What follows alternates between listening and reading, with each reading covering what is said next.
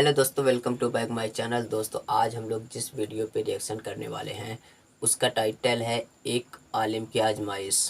और एक लड़की ने कहा मैं तुमसे शादी करूंगी।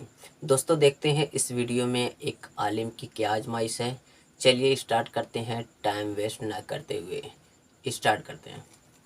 अगर कोई शख्स जुआरी या शराबी है और उसने अब तौबा कर ली, मस्जिद में जाता है, नमाज अदा करता है, तो अब जो 5 वक्ता नमाजी है तो उसे ये नहीं चाहिए कि उस पर तंज करे कि अभी तक शराब पीते रहे, अभी तक जुआ खेलते रहे और अब मस्जिद में आ रहे हो, अब नमाज़ पढ़ने के लिए आ रहे हो।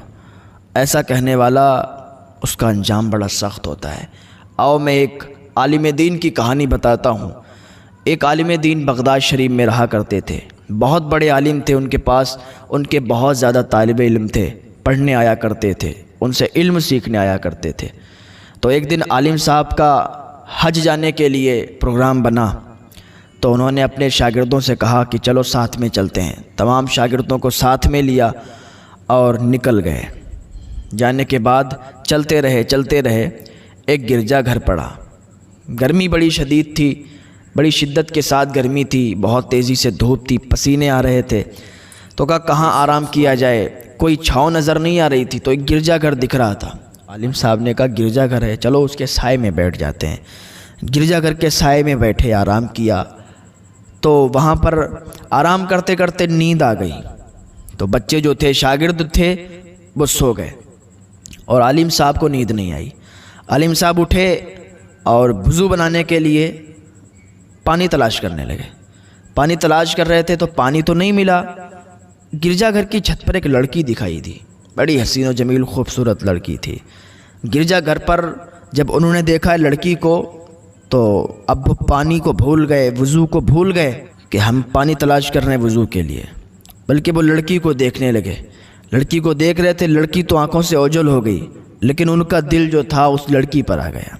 अब पानी छोड़ दिया, वज़ू बनाना भूल गए, गिरजा घर के दरवाज़े पर गए। दरवाज़ा खटखटाया, अंदर से राहिब निकल के आया। क्या बात है, कौन हो?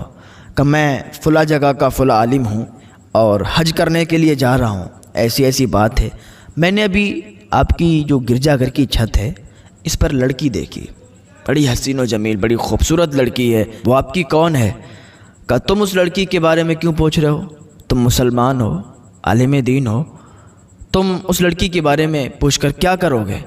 कि बताओ तो सही वो कौन है? कि वो मेरी बेटी है। कि अच्छा, कि बड़ी हसीन और जमील है। आप क्या इतना कर सकते हैं कि उस लड़की से आप ये मालूम कर लें कि वो मुझसे निकाह कर ले, मुझसे शादी कर ले? राहिब ने कहा कैसी बातें करते हो आप, मुसलमानों के आलिम दीन हो और आप ऐसी बातें करते हो, आपकी मुझसे ये बातें अच्छी नहीं लगती। कहा अल्लाह के बंदे, मैं क्या करूं, मेरा दिल उस लड़की पर आ गया है, मैं उससे निकाह करना चाहता हूं, उससे शादी करना चाहता हूं, हर कीमत पर मैं तैयार हूं, जो वो चाहेगी मैं करने के लिए तैयार हूं। कहा अच्छा ठीक है, मैं अपनी बेटी से मालूम करता हूँ। वैसे तो हमारा दीन नसरानी है, तुम मुसलमान हो, और वैसे तो वो राज़ी नहीं हो सकती है, और अगर हाँ कोई और होता तो मैं उसकी शादी बग़ैर कुछ पूछे उससे कर देता, लेकिन तुम मुसलमान हो, आलिम दीन हो, तुम पर ये अच्छा नहीं लगेगा। उसने कहा कि जाओ तो सही, आप उस लड़की से पूछो, अब मैं क्या करूँ, मेरा दिल उस पर आ गया है, वो जो चाहेगी मुझे मंजूर है। का ठीक है। राहिब अपनी बेटी के पास गया, उसने पूरा वाक़या सुनाया, ऐसा ऐसा वाक़या है।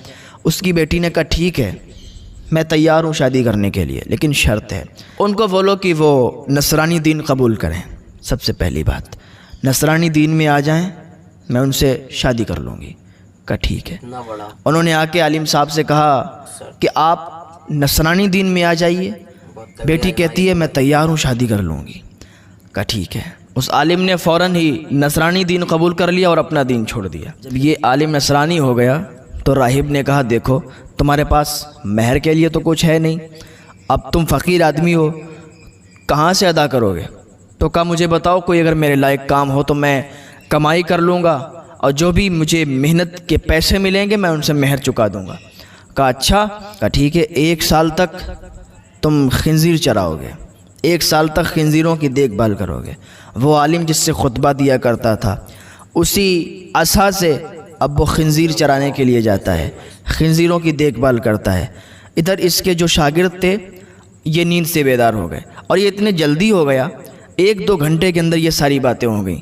وہ دروازے پر گیا، گرجا گھر کے راہب سے ملاقات ہوئی، اس کی بیٹی سے بات ہوئی، اور ادھر یہ 1-2 گھنٹے کے اندر سارا کچھ معاملہ ہو گیا۔ ادھر شاگرد اٹھ گئے، شاگردوں نے دیکھا کہ استاد صاحب کہاں ہیں، استاد صاحب کو ڈھونڈنے کے لیے نکل گئے۔ استاد صاحب کو ڈھونڈتے رہے تو گرجا گھر کے راہب سے معلوم چلا سارا واقعہ، تو شاگردوں کو بہت شرمندگی ہوئی، بہت ندامت ہوئی، اور کہنے لگے یہ کیا کر دیا ہمارے استاد نے۔ وہ دوڑتے ہوئے گئے اس جگہ پر جہاں وہ عالم، وہ اسی عصا سے جس سے خطبہ دیا کرتا تھا، وہ خنزیر چرا رہا تھا۔ گئے، کہا اللہ کا خوف کرو، آپ ہمارے استاد ہو اور آپ یہ کیا کر رہے ہو؟ قرآن کی آیتیں سنائیں، اچھی اچھی باتیں بتائیں، تو وہ بولا کہ تم مجھے نہ بتاؤ، میرا دل اب اس لڑکی پر آ گیا ہے، اب مجھے نہ بتاؤ کیونکہ تم سے زیادہ تو میں جانتا ہوں۔ کوئی اثر نہیں ہوا۔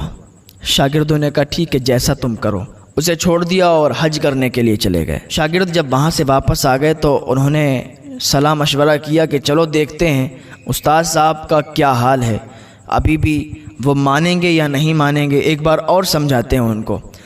شاگرد آئے عالم کے پاس اور پھر قرآن کی آیتیں سنائیں، پھر دینی باتیں بتائیں، لیکن اس پر کوئی اثر نہ ہوا، وہ خنزیر چرا رہا تھا۔ شاگرد کہتے ہیں کہ ہم نے استاد صاحب کو بہت سمجھایا لیکن وہ کچھ نہ بولے۔ ہم پھر اپنا حسرت زدہ دل لے کر ادھر سے واپس ہوئے تو ابھی ہم تھوڑی دوری چلے تھے کہ پیچھے سے آواز آنے لگی، ایک آواز آ رہی تھی، رکو رکو رکو اللہ کے بندو رکو۔ جب پیچھے مڑ کر دیکھا تو وہ کوئی اور نہیں تھا، وہ ہمارے استاد صاحب تھے۔ وہ آواز دے رہے تھے رکو، ہمارے قریب آئے اور کہنے لگے سنو، اللہ کے سوا کوئی معبود نہیں، اللہ کے سوا کوئی معبود نہیں، محمد صلی اللہ تعالیٰ علیہ وسلم اللہ کے رسول ہیں، میں گواہی دیتا ہوں۔ استاد صاحب نے کہا یہ جو سب آپ نے دیکھا ہے نا، یہ سب ایک آزمائش تھی، مجھ سے کوئی خطا ہوئی، اللہ تعالیٰ نے یہ عتاب لیا اس کا، اور میں آزمائش میں تھا، میں نے اب توبہ کر لی ہے۔ جو تم نے دیکھا ہے ابھی تک ان ساری باتوں سے میں نے توبہ کر لی ہے اور الحمدللہ میں ٹھیک ہوں۔ شاگرد کہتے ہیں ہمیں بڑا خوشی ہوئی، ہم بہت خوش ہوئے، اور استاد صاحب کو لے کر اپنے استاد صاحب کے ساتھ پھر ہم بغداد شریف لوٹ آئے۔ شاگرد کہتے ہیں کہ ویسے ہی اسی طریقے سے ہم پھر استاد صاحب کے پاس پڑھنے لگے۔ ایک دن استاد صاحب کے پاس پڑھ رہے تھے تو دروازے پر کوئی آیا، دروازہ کھٹکھٹایا اس نے، تو ہم نے دروازہ کھولا، دروازے پر ایک خاتون تھی، ایک عورت تھی۔ اس عورت نے کہا کہ ہم آپ کے استاد صاحب سے ملنا چاہتے ہیں، ان سے بولو کہ فلاں راہب کی بیٹی ان سے ملنے کے لیے آئی ہے۔ جب استاد صاحب کو بتایا گیا تو استاد صاحب باہر آئے تو وہ لڑکی کہنے لگی کہ میں اب اپنا دین بدل چکی ہوں، آپ کے دین میں آ چکی ہوں۔ میرے خواب میں حضرت علی رضی اللہ تعالیٰ عنہ آئے تھے، انہوں نے دین محمدی کے بارے میں مجھے بتایا، سمجھایا، میں بس اسی ٹائم سے کلمہ پڑھ چکی ہوں، اب آپ کے پاس آئی ہوں، آپ بھی مجھے کلمہ پڑھا دو، آپ کے دین میں داخل ہونا چاہتی ہوں۔ استاد صاحب نے اس لڑکی کو کلمہ پڑھا دیا، اور جب وہ کلمہ پڑھ کے داخل اسلام ہوئی پھر کہنے لگی کہ میں آپ سے نکاح کرنا چاہتی ہوں، تو استاد صاحب نے پھر اس لڑکی سے نکاح کر لیا۔ تو شاگرد کہتے ہیں کہ پھر ہم اسی طریقے سے استاد صاحب سے پڑھنے لگے، تو استاد صاحب سے ایک بار ہم نے پوچھا کہ حضرت مجھے یہ بتائیں کہ آپ جو اس آزمائش میں پڑے تھے کس وجہ سے پڑے تھے؟ آ گئی وہی بات نکل گئی جو شروع میں نے آپ کو بتایا تھا۔ استاد صاحب کہنے لگے کہ بیٹو سنو، یہ آزمائش میں اس لیے پڑا تھا کہ میں جا رہا تھا تو ایک نصرانی دھرم کا انسان آ کے میرے گلے سے لگ گیا، جیسے ہی میرے گلے سے لگا تو میں نے اسے جھٹک دیا، میں نے اسے جھنجھوڑ دیا، دور ہٹا دیا، دور ہٹ، تجھ جیسا ناپاک انسان میرے گلے لگتا ہے، میرے کپڑے خراب کر دیے۔ مطلب میں نے اپنی انا میں آ کے اسے بہت کچھ کہہ دیا۔ جب اس نے اتنا سنا تو مایوسی کے ساتھ پیچھے ہٹا اور کہا تمہیں کیا پتہ کہ تم مجھ سے بہتر ہو کہ میں تم سے بہتر ہوں، اللہ سب جانتا ہے۔ اس کا دل ٹوٹ گیا۔ اس نے کہا اور جاتے وقت کہا کہ تمہیں نہیں پتہ میں داخل اسلام ہو چکا ہوں، میں نے کلمہ پڑھ لیا ہے، اور تم نے اس طریقے سے مجھے جھنجھوڑ کر اپنے سے الگ کیا ہے، اللہ اس کا حساب لے گا۔ اسی وجہ سے میں اتنی بڑی آزمائش میں پڑا۔ تو انسان کو کبھی گھمنڈ تکبر نہیں کرنا چاہیے۔ اگر ایک غریب انسان ہے اور وہ آپ سے محبت کرتا ہے، آپ سے خوش اخلاقی سے ملتا ہے، تو آپ کو یہ نہیں چاہیے کہ اس کو نظر انداز کر دو یا اس کو ڈانٹ کر بھگا دو۔